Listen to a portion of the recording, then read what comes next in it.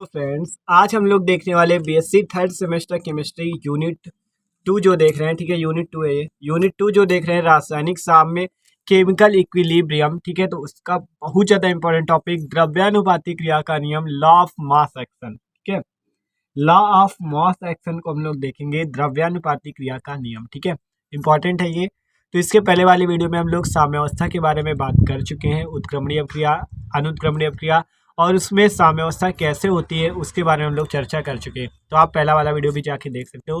तो इस पर हम देखेंगे द्रव्यानुपाती क्रिया का नियम। तो भाई प्लीज वीडियो को लास्ट तक देखना क्योंकि टॉपिक इंपॉर्टेंट है। ठीक है, तो चलो बात करते हैं द्रव्यानुपाती क्रिया का नियम होता क्या है। तो देखो इसे पढ़ते हैं, लॉ ऑफ मास एक्शन को, कि सन 1867 में गुल्डबर्ग तथा वागे नामक दो साइंटिस्ट थे। इन्होंने क्या किया, सन 1867 में गुल्डबर्ग तथा वागे ने सर्वप्रथम सबसे पहले रासायनिक अभिकारकों के भारों को महत्व देते हुए एक नियम का प्रतिपादन किया जिसे द्रव्यानुपाती क्रिया का नियम कहते हैं।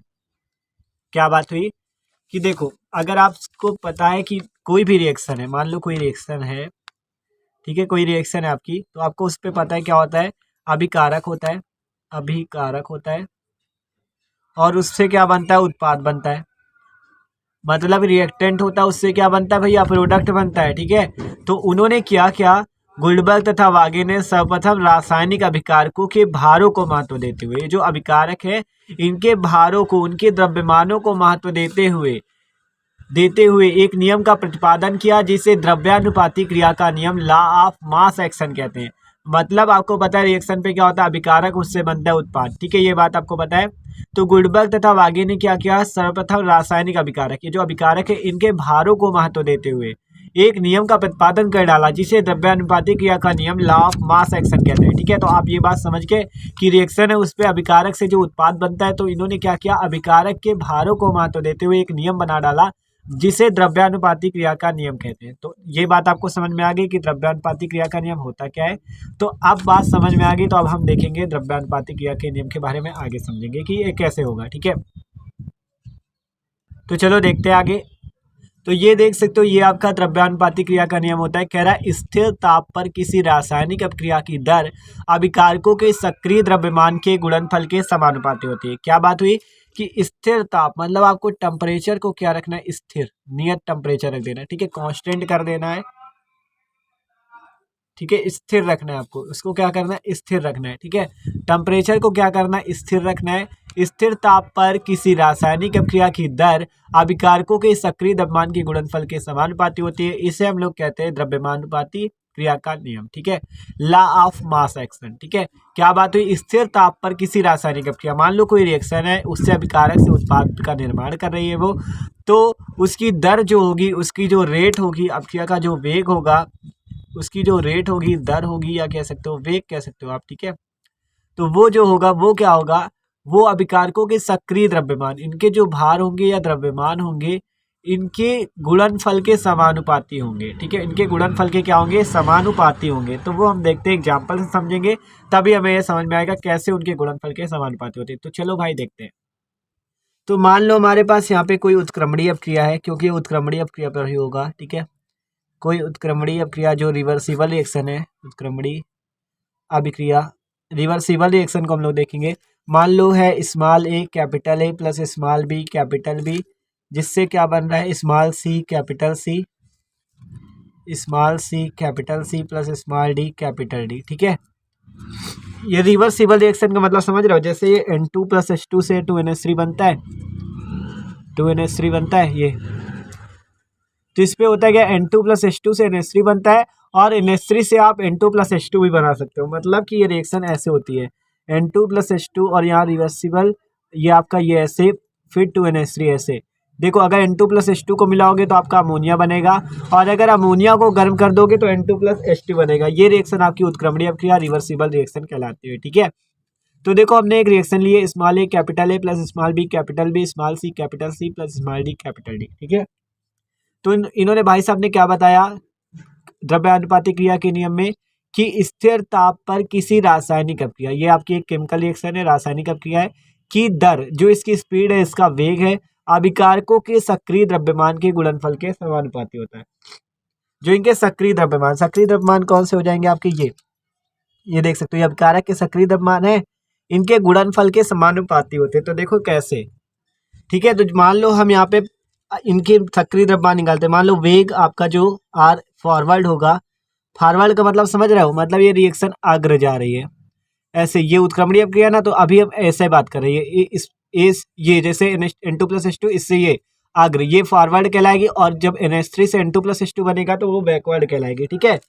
तो ये बात है। तो अभी हम आर फॉरवर्ड का निकालना है, ठीक है, मतलब जो आगे जा रही रिएक्शन अग्र अभिक्रिया का निकालना है वेग, ठीक है। तो वो कितना होगा, वो प्रोपोर्शनल में होगा। कह रहा है स्थिर ताप पर रासायनिक अभिक्रिया की जो दर होगी या वेग होगा वो किसके समानुपाती होगा, अभिकारकों के सक्रिय द्रव्यमान। अभिकारक के सक्रिय द्रव्यमान कौन सा, ए और बी, ए और बी जो है इनके समानुपाती होगा, और इनकी घात भी आपको लिखनी पड़ेगी। जैसे ए की घात कितनी लिखोगे, ये ए लगा यहाँ पे तो ए लिख देना है, और इसकी घात कितनी लिखोगे, बी लिख देना है, ठीक है। तो ये आपका फॉर्मूला बनेगा जाके, ये है आपका द्रव्यानुपाती क्रिया का नियम। क्या कह रहा था कि स्थिर ताप पर किसी रासायनिक अभिक्रिया, कोई केमिकल रिएक्शन होगी, उस पर क्या करना है कि दर जो होगी, जो इसका वेग होगा, वो अभिकारकों के सक्रिय द्रव्यमान, अभिकारक का जो द्रव्यमान, जैसे ए था यहाँ पे और यहाँ पे बी था, तो इसके गुणनफल के समानुपाती, देखो यहाँ पे ये गुणा ही तो लगा है, तो इसके गुणनफल के समानुपाती होगा, और इनकी घात भी आपको लिख देनी, जैसे ए की घात ए है, बी की घात बी। अगर यही यहाँ पे हम इसके लिए निकालें आर बैकवर्ड, ठीक है, इसके लिए देखो अब ये आपकी, ये भी तो अभिकारक ही बन जाएगा। जब NH3 से N2+H2 बनेगा तो ये NH3 यहाँ पे अभिकारक हो जाएगा, NH3 के लिए निकालना है, ठीक है। तो वो कितना हो जाएगा, NH3 की पावर यहाँ पे कितनी हो जाएगी, 2।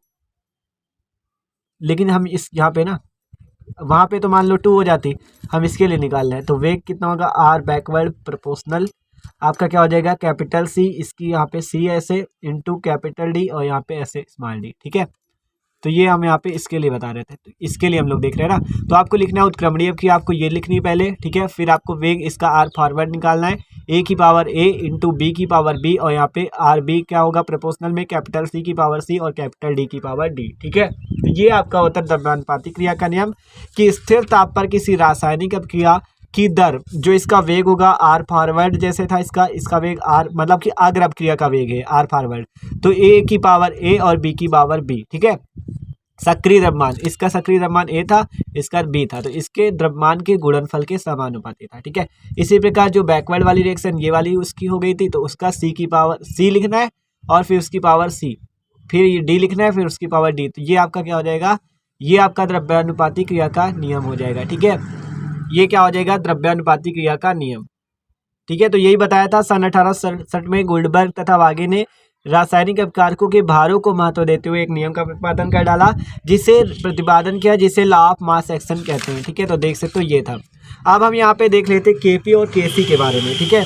केपी और केसी इंपॉर्टेंट है आपका, साम्य स्थिरांक और सांद्रण स्थिरांक, ठीक है। देखो पहले हम देखते हैं साम्य स्थिरांक के बारे में, साम्य स्थिरांक केपी और केसी के बारे में, ठीक है। साम्य स्थिरांक देखते हैं पहले कि साम्य स्थिरांक क्या होता है, ठीक है। तो साम्य स्थिरांक की बात करें तो इसे इंग्लिश में कहते हैं इक्विलिब्रियम कांस्टेंट, ठीक है, इक्विलिब्रियम कांस्टेंट, ठीक है। तो इसके बारे में बात करें, इसे कहते हैं हम लोग क्या, केपी से प्रदर्शित करते हैं इसे। तो इसका मान कैसे निकालते हैं, देखो अगर बात करें, जैसे आप यहाँ पे निकाल चुके हो, ये जो आपका है आरएफ और आरबी निकाल चुके, ठीक है। तो साम्य स्थिरांक देखो पहले हमें अपक्रिया दी गई थी, आरएफ प्रपोर्शनल हमने निकाला ए की पावर ए और बी की पावर बी, आरबी प्रपोर्शनल निकाला सी की पावर सी, डी की पावर डी, ठीक है। तो यहाँ से अगर हम प्रपोर्शनल का चिन्ह हटा दे तो इक्वल टू लग जाएगा, तो आरएफ बराबर एक नियतांक, जब प्रपोर्शनल हटता है तो एक नियतांक आ जाता है के एफ, ठीक है। यहाँ पे एफ लगा इसलिए एफ लगा लेना है, के एफ ए की पावर ए बी की पावर बी। इसी प्रकार आरबी जब यहाँ प्रपोर्शनल हटेगा तो यहाँ पे के बी आ जाएगा, ठीक है, के बी ए की पावर ए बी की पावर बी, मतलब जब समानुपाती का चिन्ह हटता है तो एक नियतांक आ जाता है। इसे हमने समीकरण 1 मान लिया, इसे समीकरण 2 मान लिया। अब निकालते हैं साम्य स्थिरांक केपी। तो देखो साम्यावस्था में जो होता है, साम्यावस्था की क्रिया में होता क्या है, इस पे हमने आपको बताया था साम्यावस्था की क्रिया पे। तो देखो साम्यावस्था के बारे में इसके पहले वाले वीडियो में हम लोग देख चुके हैं, तो भाई वो वीडियो जरूर देख लेना। देखो साम्यावस्था में क्या हो जाएगा, इनके वेग बराबर हो जाएंगे, आर एफ बराबर आर बी के हो जाएगा।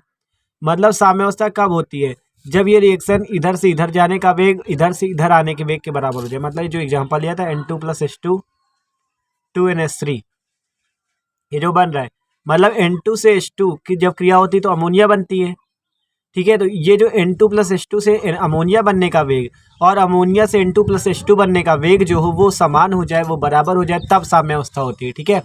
तो ये जो N2 + H2 देख सकते हो यहाँ पे, ये R फॉरवर्ड बराबर R बैकवर्ड की क्यों हो गया, साम्यावस्था पर। साम्यावस्था पर मतलब ये इधर से इधर जाने का वेग और इधर से इधर आने का वेग समान हो जाता है।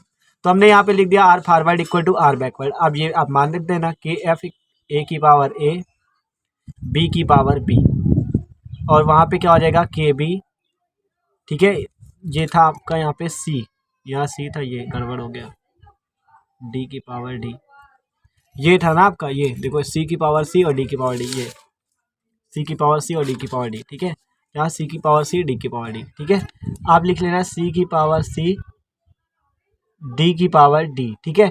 अब अगर हम यहाँ पे KF अपॉन ये जो KB इधर है इसको हम आप नीचे ले आए, उधर गुणे में तो इधर भाग में, KB = क्या हो जाएगा, C की पावर C D की पावर D और नीचे क्या आ जाएगा, ये A की पावर A और B की पावर B, ठीक है, B की पावर B।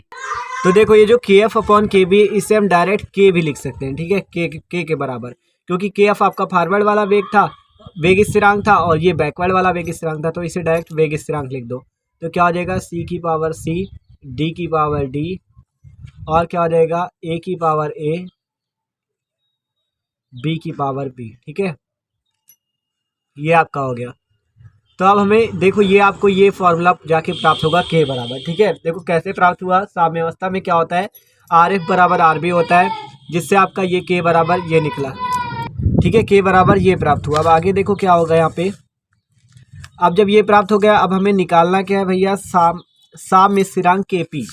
तो KP कैसे निकलेगा, KP बराबर आपको लिखना है, यहाँ पे देखो ये जो P है इसके लिए P आपको यहाँ पे लिखना है P, और C है तो यहाँ पे लिख देना है C, तो PC हो जाएगा, ठीक है, PC हो जाएगा आपका, ठीक है। KP का मतलब यहाँ प्रेशर के लिए लिख रहे हैं, साम्य स्थिरांक, ठीक है। तो PC और या इंटू क्या हो जाएगा, यहाँ P और D है तो D लिख देना है, और यहाँ पे P A है तो A लिख देना है, इंटू B है तो B लिख देना है, ठीक है। ऐसे ये आपका साम्य स्थिरांक निकल आया, ठीक है। ये क्या निकल आया, साम्य स्थिरांक। अब इसी प्रकार से हम लोग निकालते हैं क्या, साम्य सांद्रण, साम्य सांद्रण, ठीक है, साम्य सांद्रण, साम्य स्थिरांक हो गया। अब इसी प्रकार से क्या निकालते हैं, साम्य सांद्रण, साम्य सांद्रण, ठीक है, जिसे इंग्लिश में कहते हैं इक्विलिब्रियम, आपका कॉन्सेंट्रेशन, सांद्रण को क्या कहते हैं, कॉन्सेंट्रेशन, और ये इक्विलिब्रियम, ठीक है।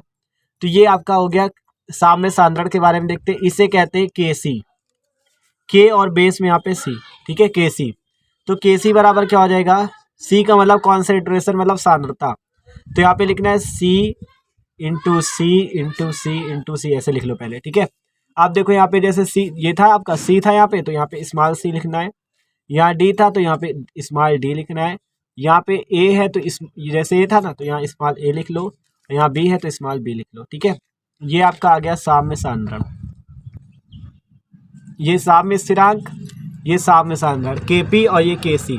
कैसे लिखा हमने, देखो C ये जो बड़ा वाला है ये आपका सांद्रता के लिए, कॉन्सेंट्रेशन के लिए, ठीक है। C की लिख रहे हैं सांद्रता तो स्मॉल c यहाँ बेस में लिख देना है, यहाँ D की लिख रहे हैं तो स्मॉल d आपको बेस में लिख देना है, यहाँ A की लिख रहे हैं तो स्मॉल a आपको बेस में लिख लेना है, B की लिख रहे हैं तो स्मॉल b आपको बेस में लिख लेना है, ठीक है। तो देख सकते हो कैसे क्या किया हमने, ये आपको रिएक्शन दी गई थी, आपको कोई केमिकल रिएक्शन है तो उसका वेग क्या होगा, RF प्रोपोर्शनल इसके, RB प्रोपोर्शनल इसके, ठीक है। तो यहाँ पे जब साम्यावस्था होगी तो RF बराबर RB के हो जाएगा, और आपका यहाँ से आपको इसको इक्वेशन लाना है K = J। जब K = J मिल जाएगा तो यहाँ से आपका साम्य स्थिरांक KP निकाल सकते हो, PC इंटू PD। कैसे, ये P देखो P है यहाँ पे तो P लिख देना, और ये C PC into PD PA into PB।